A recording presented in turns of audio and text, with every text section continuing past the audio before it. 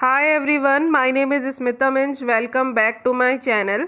सो आज इस वीडियो में जो टॉपिक हम डिस्कस कर रहे हैं वो है कंटिन्यूअस एंड कॉम्प्रिहेंसिव असेसमेंट। इसकी एक वीडियो मैंने पहले भी बनाई हुई है जहाँ पे हमने इसका इंट्रोडक्शन पार्ट देखा है, मीनिंग, डेफिनेशन और इम्पोर्टेंस क्या होता है कंटिन्यूअस असेसमेंट का एंड कॉम्प्रिहेंसिव असेसमेंट का। ये सारी चीज़ें हमने पहले के वीडियो में डिस्कस की हुई है। उस वीडियो को भी आप लोग ज़रूर से देख लीजिएगा ताकि सारी चीज़ें आप लोगों को क्लियर हो जाए।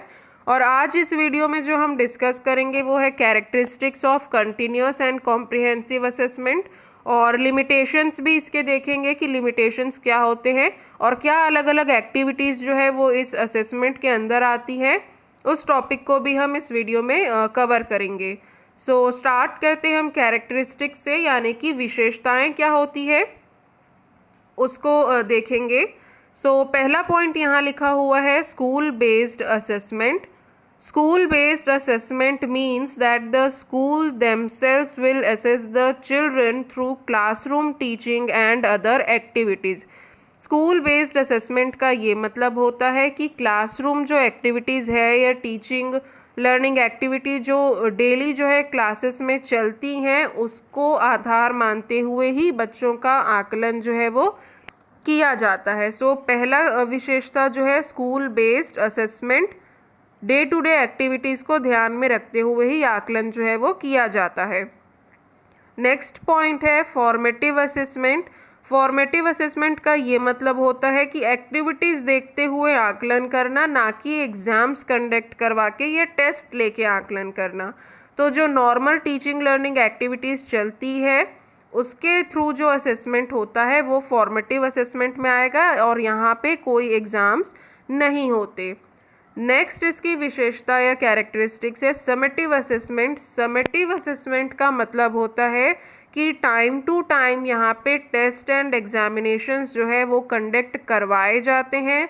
सिर्फ डेली की टीचिंग एक्टिविटीज़ देख करके आप आकलन नहीं कर सकते, कुछ ना कुछ एग्ज़ाम्स या टेस्ट कंडक्ट करवा के भी आकलन करने होते हैं।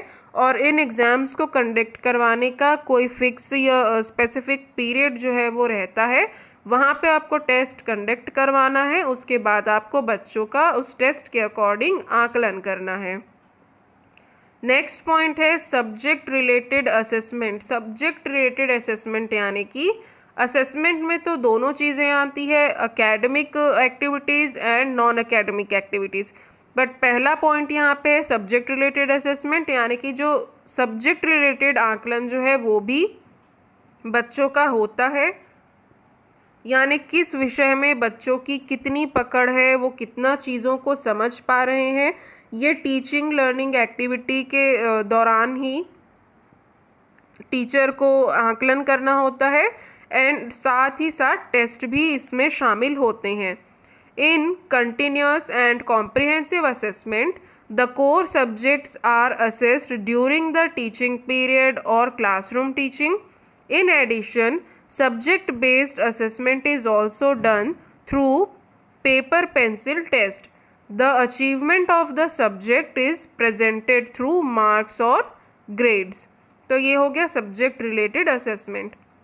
नेक्स्ट पॉइंट है असेसमेंट ऑफ ऑल एस्पेक्ट्स, यानी कि सभी प्रकार के एस्पेक्ट्स जो हैं बच्चे के वो यहाँ पे कवर होते हैं, इसीलिए ही इसको कॉम्प्रिहेंसिव बोलते हैं, यानी कि complete. In continuous and comprehensive assessment not only subject related assessment is done but also personality and various activities are assessed. यानी कि सिर्फ सब्जेक्ट पे ही ध्यान नहीं दिया जाता कि विषय का कितना ज्ञान है, बल्कि उनकी पर्सनैलिटी और वेरियस एक्टिविटीज़ का भी आकलन किया जाता है, which gives a complete glimpse of personality such as art, sports, presentation, moral values etcetera. ये सारी चीज़ें भी सब्जेक्ट रिलेटेड असेसमेंट के साथ ये सारी चीज़ों का भी असेसमेंट होता है। नेक्स्ट पॉइंट है हमारा डायग्नोस्टिक असेसमेंट, यानी कि इस प्रकार के आकलन जो कंटिन्यूअस एंड कॉम्प्रिहेंसिव जो असेसमेंट है उसको डायग्नोस्टिक असेसमेंट भी कहा जाता है, क्योंकि इसके द्वारा हम बच्चों की जो परेशानियां हैं या प्रॉब्लम एरियाज़ हैं या जो भी उनको समस्या आ रही है, दिक्कत आ रही है, उसका पता लगा सकते हैं कि बच्चे को इंटरेस्ट क्यों नहीं आ रहा या किस चीज़ में इंटरेस्ट है, किस चीज़ में नहीं है, कहाँ पे उनको दिक्कत हो रही है, कहाँ पे दिक्कत नहीं हो रही, क्या उसकी लाइकिंग्स है, क्या उसके डिसलाइक्स है। इन सारी बातों का जो है हम पता लगा सकते हैं इस प्रकार का आकलन करने से, इसलिए इसको डायग्नोस्टिक असेसमेंट भी कहा गया है। नेक्स्ट पॉइंट है reducing pressure of written examination. जैसा कि हमने पहले देखा, ये फॉर्मेटिव भी है और समेटिव भी है। फॉर्मेटिव यानी बिना एग्जाम्स के आकलन करना उनकी एक्टिविटीज़ को देख के, और समेटिव यानी कि उनका एग्ज़ाम्स कंडक्ट करके उनका आकलन करना। पर हर समय समेटिव असेसमेंट यानी कि रिटन या ओरल एग्ज़ाम्स लेना कंपलसरी बिल्कुल भी यहाँ पे नहीं है, इसलिए बच्चों में यहाँ पे प्रेशर ज़्यादा नहीं रहता, कोई डर या स्ट्रेस बच्चों में ज़्यादा नहीं रहता। सो ये भी एक विशेषता है, reducing pressure of written exams. Next point है इंक्लूडिंग स्टूडेंट्स इन लर्निंग, यानी कि बच्चों का इंटरेस्ट जो है वो लर्निंग की प्रक्रिया में, जो उनकी अधिगम की प्रक्रिया चल रही है उसमें उनका इंटरेस्ट जो है वो बने रहता है। सिर्फ और सिर्फ टीचर्स ही इसमें शामिल नहीं होते कि टीचर ही आकलन करेंगे, या टीचर आकलन करते हैं बच्चों से बातचीत करते हुए, तो बच्चों का भी इन्वॉल्वमेंट इसमें रहता है। Continuous and comprehensive assessment wants to involve both children and teachers in the process of learning. Continuous and comprehensive assessment insist on both being active for learning, यानी कि टीचर और स्टूडेंट दोनों का एक्टिव होना ज़रूरी है। Teaching is not only the work of the teacher, but the student also has to give his active participation. So ये भी एक पॉइंट था। नेक्स्ट पॉइंट है प्रिवेंटिंग रोट मेमोराइजेशन, यानी कि बच्चे जो चीज़ों को रट के सीखने या पढ़ने की कोशिश करते हैं उसको हम रोक सकते हैं इस प्रकार के असेसमेंट से, यानी कि कंटिन्यूअस एंड कॉम्प्रिहेंसिव असेसमेंट से। क्योंकि बच्चों को एग्ज़ाम का प्रेशर नहीं रहता, किसी प्रकार का उनको डर नहीं रहता, तो वो खुले दिमाग से चीज़ों को पढ़ते हैं, उनके बारे में सोच सकते हैं, तर्क कर सकते हैं। तो यहाँ पे रटने वाली चीज़ नहीं बल्कि समझने वाली चीज़ें ज़्यादा होती है। तो ये भी एक अच्छी बात है और ये एक विशेषता है कंटिन्यूअस एंड कॉम्प्रिहेंसिव असेसमेंट की। नेक्स्ट पॉइंट है हमारा क्वालिटेटिव असेसमेंट। क्वालिटेटिव यानी कि ये जो असेसमेंट है वो सिर्फ क्वांटिटेटिव नहीं रहता कि हम कुछ मार्क्स दे दिए, कुछ ग्रेड्स दे दिए, नंबर्स दे दिए, परसेंटेज दे दिए, इस तरीके की चीज़ें नहीं होती है। हम यहाँ पे क्वालिटी जो है चेक करते हैं कि बच्चा चीज़ों को कितना ग्रैब कर रहा है या उसकी बौद्धिक क्षमता जो है किस प्रकार से है। इन सारी चीज़ों का आकलन भी अलग अलग एक्टिविटीज़ के द्वारा किया जाता है। तो ये सिर्फ क्वांटिटेटिव नहीं रहता, ये क्वालिटेटिव असेसमेंट जो है वो होता है। नेक्स्ट हमको देखना है various activities of continuous and comprehensive assessment, यानी कि क्या क्या या किन किन तरीक़ों को अपनाते हुए आप ये असेसमेंट कर सकते हैं। तो पहला है eight primary level. Primary level के बच्चों का आपको आकलन करना है। फॉर लैंग्वेजेस, यानी कि जो लैंग्वेज सब्जेक्ट रहते हैं, इंग्लिश, हिंदी एंड अदर जो भी लैंग्वेज बच्चे पढ़ते हैं, तो इसका आप आकलन कैसे कर सकते हैं। लिसनिंग, यानी कि बच्चों की बातों को आप सुने। टॉकिंग, उनसे बातचीत करें थ्रू क्वेश्चंस बाय स्टोरी, छोटी छोटी कहानियाँ उनको बताएं। इंग्लिश अगर आप लैंग्वेज ले रहे हैं तो इंग्लिश में उनको स्टोरी आप बताइए, हिंदी है तो हिंदी में कहानी बताइए, कोई भी अदर लैंग्वेज जो भी स्टेट या रीजनल लैंग्वेज है उसमें आप उनसे बातचीत करिए, उनको सुनिए, उनसे क्वेश्चन करिए, ग्रुप प्रोजेक्ट्स दीजिए, रोल प्ले करवाइए, ड्रामा करवा सकते हैं आप। इस तरीके की चीज़ें करवा के आप बच्चों का आकलन कर सकते हैं लैंग्वेजेस में। अगर आपको मैथमेटिक्स या इन्वायरमेंट जो है उसका आप आकलन करना चाह रहे हैं तो भी आप प्रोजेक्ट्स दे सकते हैं। ओरल आप क्विज़ कर लीजिए उनसे, बहुत कठिन नहीं पर नॉर्मल जो क्विज़ है वो आप कर सकते हैं। प्रॉब्लम सॉल्विंग कैसी है उनकी, उसका आप आकलन कर सकते हैं। पजल्स दे सकते हैं, उसमें वो कैसे उसको सॉल्व कर रहे हैं उसके थ्रू आप असेसमेंट कर सकते हैं। मैप स्टडी करवा सकते हैं, मल्टीपल चॉइस क्वेश्चंस उनको दे सकते हैं। अगर प्राइमरी लेवल के बच्चे हैं तो ये सारी एक्टिविटीज़ करते हुए आप उनका आकलन जो है यानी कि असेसमेंट जो है वो कर सकते हैं। अगर सेकेंडरी लेवल के बच्चे हैं तो आप लैंग्वेज के लिए क्या करेंगे, आप स्पीच जो है स्पीच देने को बच्चों को कह सकते हैं। पोइट्री के थ्रू रेसिटेशन हो गया, लेटर लिखने आप कह सकते हैं, डायरी मेंटेन करना आप कह सकते हैं, ग्रामर बेस्ड एक्टिविटीज़ आप उनसे करवा सकते हैं। तो ये सारी चीज़ें करवाते हुए आप उनकी लैंग्वेज में कैसी पकड़ है या कितना वो समझ रहे हैं, सीख रहे हैं, इन सारी चीज़ों का आकलन यानी कि असेसमेंट कर सकते हैं। अगर आपको मैथमेटिक्स, साइंस या सोशल साइंस का आकलन करना है सेकेंडरी लेवल के बच्चों के लिए, आप उनको वर्कशीट्स दे सकते हैं, असाइनमेंट्स दे सकते हैं, कुछ मॉडल बनाने के लिए कह सकते हैं, फील्ड विजिट उन पे लेकर के जा सकते हैं, सेमिनार कंडक्ट करवा सकते हैं या फिर प्रैक्टिकल वर्क आप करवा सकते हैं। ये सारी एक्टिविटीज़, ये गतिविधियां हैं जो करवा करके आप उनका आकलन या असेसमेंट जो है वो कर सकते हैं। नेक्स्ट हमको देखना है लिमिटेशंस क्या होते हैं कंटिन्यूस एंड कॉम्प्रिहेंसिव असेसमेंट के। तो लिमिटेशंस यानी कि बैरियर्स भी आप कह सकते हैं। सो पहला पॉइंट यहाँ पे है लैक ऑफ अंडरस्टैंडिंग, यानी कि टीचरों को ठीक से समझ में नहीं आता कि असेसमेंट क्या है एंड इवैल्यूएशन क्या है, यानी कि आकलन क्या है और मूल्यांकन क्या है, और इसको किस तरीके से जो है अंजाम देना है, यानी कि किस तरीके से बच्चों का आकलन करना है, वो समझ नहीं पाते और इवैल्यूएशन की तरफ ही ज़्यादातर चले जाते हैं। यानी कि एक्टिविटीज़ या उनकी बौद्धिक क्षमता या उनके प्रॉब्लम एरियाज़ पे फोकस ना करते हुए एग्ज़ाम्स या टेस्ट वगैरह कंडक्ट करवा करके ही आकलन करने की कोशिश करते हैं, जो कि आकलन करने का सही तरीका बिल्कुल नहीं है। सो ये एक बाधा है कि लैक ऑफ अंडरस्टैंडिंग, टीचर को ही अगर ठीक से समझ में नहीं आया कि असेसमेंट कैसे करना है तो बच्चे का आकलन सही तरीके से नहीं हो पाएगा। नेक्स्ट है मोर वर्कलोड। अब इसमें जो है टीचर्स का वर्कलोड जो है वो बढ़ जाता है, यानी कि अधिक कार्यभार जो है टीचर अपने ऊपर महसूस करने लगते हैं। क्यों? क्योंकि आकलन आपको करना है, यानी कि हर बच्चे पे इंडिविजुअल आपको ध्यान देना होगा, उनसे बातें करनी होगी। सो ये एक जो है इतना टाइम दे पाना पॉसिबल नहीं होता कि हम आकलन भी करें फिर कोर्स भी कंप्लीट करवाएं। तो ये सारी चीज़ें जो है टीचर्स का कार्य जो है वो अधिक हो जाता है।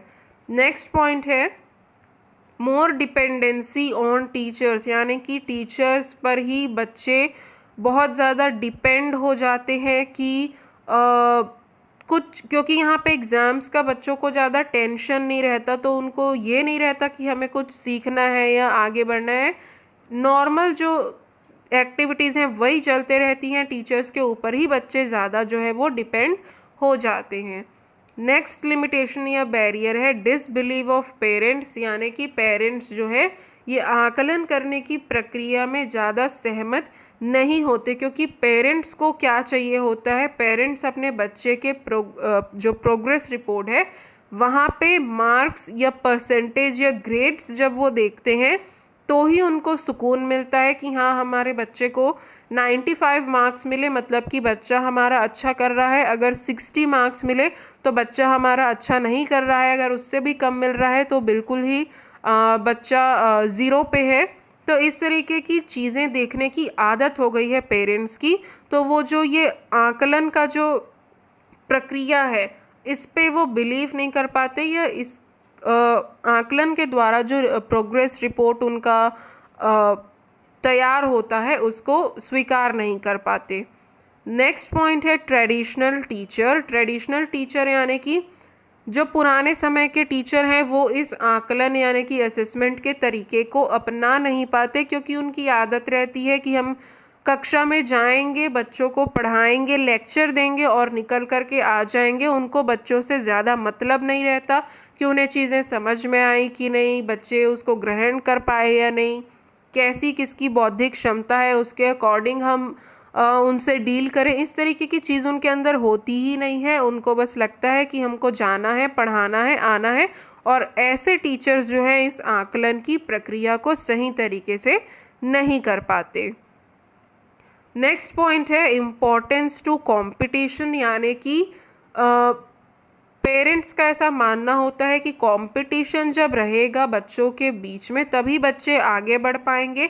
और कंपटीशन की भावना कब आएगी? जब उनके अंदर पास या फेल का डर होगा, या कम नंबर या ज़्यादा नंबर का जो है वो डर होगा। और एग्ज़ाम्स के टेंशन में जब वो पढ़ेंगे, एक दूसरे से compete करेंगे, तभी वो आगे बढ़ सकते हैं। ऐसा जो है पेरेंट्स अपनी धारणा जो है बना करके चलते हैं। सो असेसमेंट जो होता है, जहाँ पे एग्ज़ाम्स को उतना ज़्यादा महत्व नहीं दिया जाता, तो इस चीज़ को पेरेंट्स जो है एक्सेप्ट नहीं कर पाते और उनको लगता है कि इससे जो है कंपटीशन की भावना बच्चों के अंदर से समाप्त हो गई है या ख़त्म हो गई है।